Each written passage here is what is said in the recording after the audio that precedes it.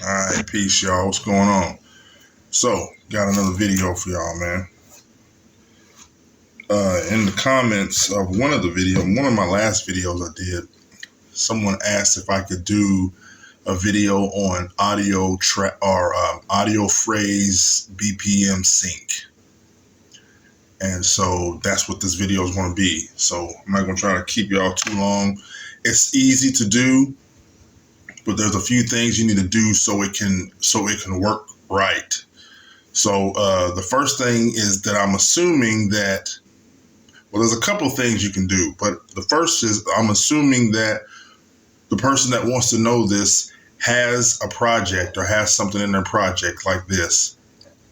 This is just some drums and a bass line. I got the bass meter. I'm just going to use the drums for the example. I don't really have anything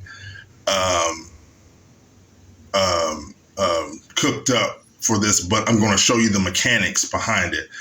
Now, so I have the drum loop right here. It's nothing crazy. Here's a bass line that I'm not going to use, but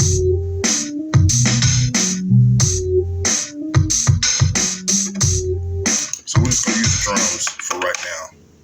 So, first thing is this.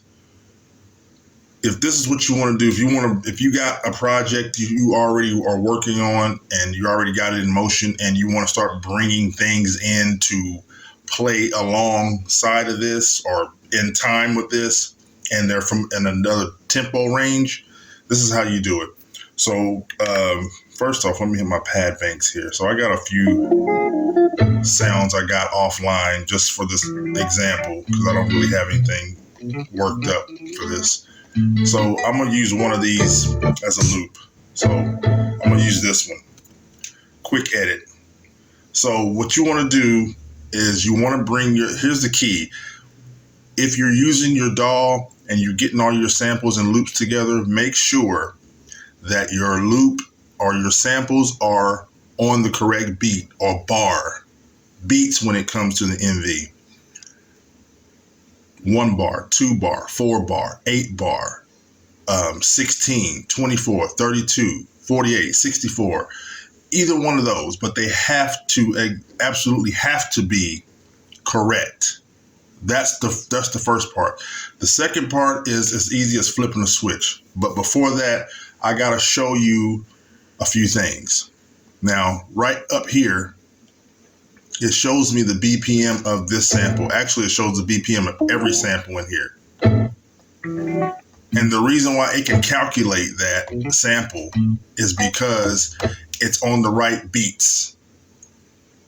It's the right bars. This one is 32. So it's calculating this at 120. 16 is calculating this at 110 and so on.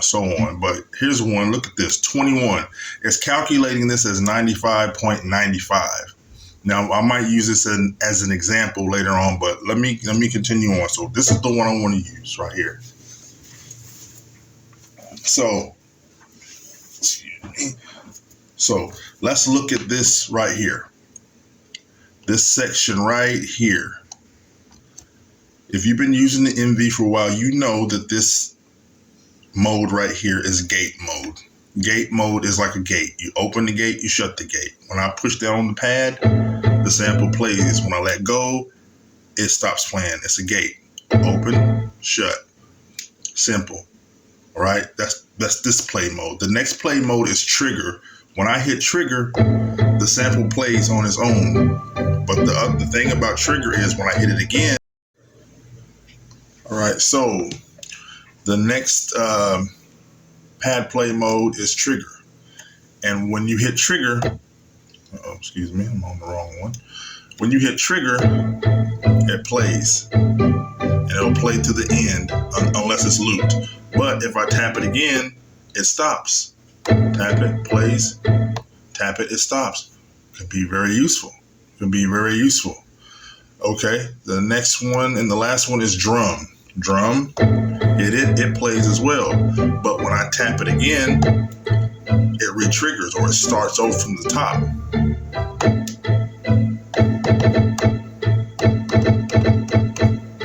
See? Right?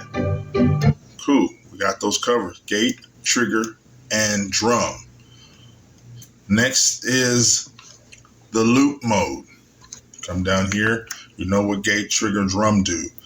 Turn this one click to the right, you have start to end. This is your regular loop. I'll hold this pad down, it's going to loop, play. 1,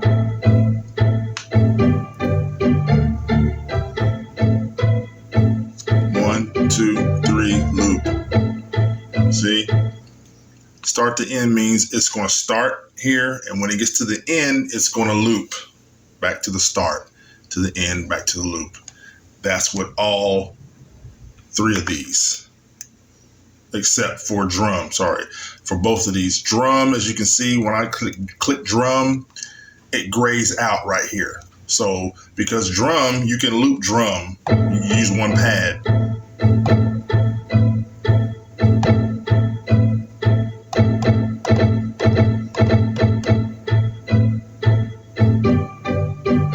Loop me, right? So that one, so drum grays out with this. So the only two you can use is trigger and gate when it comes to the start to end loop. The next one and the last one in this is loop to end. Now I'm going to use a different sample to show you this one. I'm gonna go down here and use a drum sample right here. This is the same loop that's in the project. So, and let me go ahead and let me put this on gate. It doesn't matter what I put it on, but loop end. Loop end. Now let me step back one. Let me go back to the left one click. Do you see this loop point here? When I turn it to loop end, it opens this up. So now this can be used. Loop end is, it'll start at the beginning, but it will loop at a point that I specify from the loop point part. Now watch this. Uh-oh. You see this orange flag right here moving? Now I'm going to set this flag here and watch what this does from the start. Sorry. Okay, so here we go.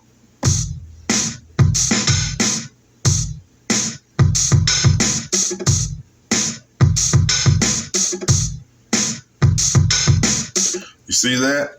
Instead of it looping from the beginning, let me take it back. Let me take it back so you can hear what the loop sounds at the beginning, how it sounds. I'm gonna turn it on loop so you can hear what the original loop sounds like. Loop.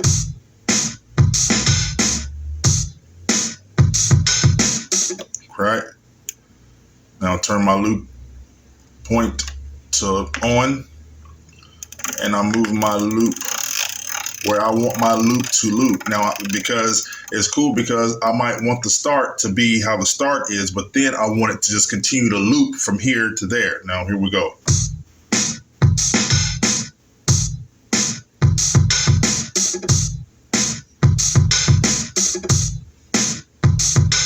See what I'm saying? That's useful. That's very useful. So here we go. Let me come over. And these are the modes. The regular loop mode, what I like to call it, works with gate and trigger. Just to recap, trigger, you tap it. I'm sorry. Let's go back to trigger. Trigger, you tap it. It plays. You tap it again, it stops. Useful. Gate, you know what that is. Open, shut. Open, shut. Can be also useful. And drum, right? Restarts every time, right? So we got that. What I told you before is that it's as easy as flipping a switch. And here's the next thing, the critical thing. Make sure if you bring loops in, they are correct with the time, BPM time.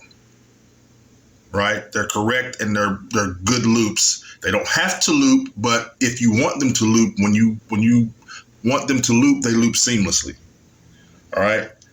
It's as easy as flipping a switch. This is at 110. It tells me right here. My project is at 92. Now I'm going to hit play and this pad at the same time and see how close they are or how far apart they are. All right, go.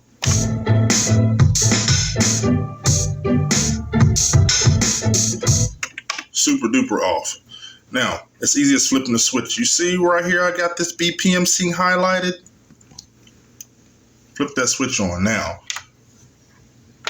I'm gonna go out, and what I'm going to do is I'm going to go ahead and put this loop that I have BPM synced with this project. I'm going to go ahead and insert this into the project, and the way I'm going to do that is I'm going to go Shift, Record. This will come up. This right here says measure. I don't want it to be a measure. I want it to be a phrase, because that's what it is. It's a phrase. Switch this to phrase.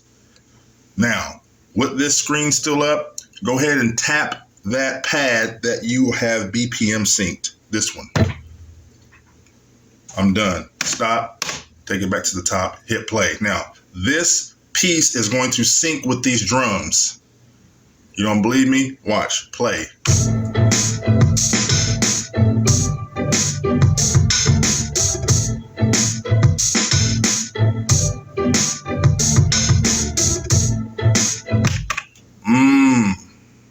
Hey, that's tough. So this is how you do a BPM sync. You have to make sure that this is correct. For months, when I first got this machine years ago, for months this bothered me. I'm like, what is BPM bass note? Is that like the root note? Like C is the root note of this melody that I'm playing? And I finally figured out, oh no, this is beats or bars. They don't use bars in the, you know, with the NV. They use beats. Bars is an MPC thing, which, you know, bars are bars, but make sure this is correct, because I'm going to show you something real quick. Let's go to another one. 21 beats. Now, I'm going to hit the sync, right? 21 beats. I'm going to hit the sync. I'm going to go out. I'm going to get rid of this one. And I'm going to put this one in its place and watch what this does or doesn't do. Shift, record. Wait a minute, I forgot what pad I was on. Okay, here we go. Shift, record. Now, obviously, it's longer bar, but look.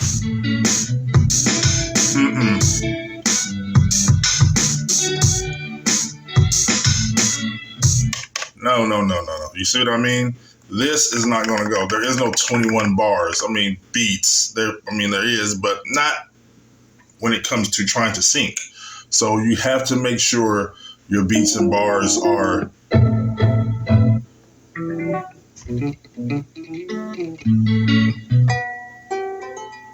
Let's try this one, because it's a 16. Turn this one on. Go back here. Get rid of this one. Right, once again, shift, record, tap this pad, back to the top, play it.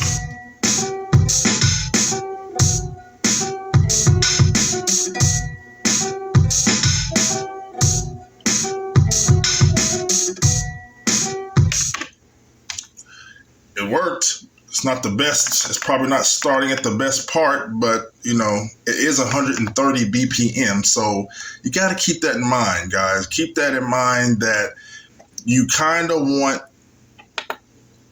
the loops that you're bringing in close to this, because if they're far apart, they will not sound that great sometimes, depending on what you want to go for. Depending on what you want to go for. So this is how you do the BPM sync. If you're sampling music, if you're sampling your samples in, make sure you use your start and end trigger to get that perfect loop. There's a video I have on chopping, I think, on how to use the start and the stop trigger to get that perfect loop. And then you just go right ahead and assign that to an audio phrase. Skip the chop, skip the assign it to a patch, go straight to an audio phrase and do all your work here.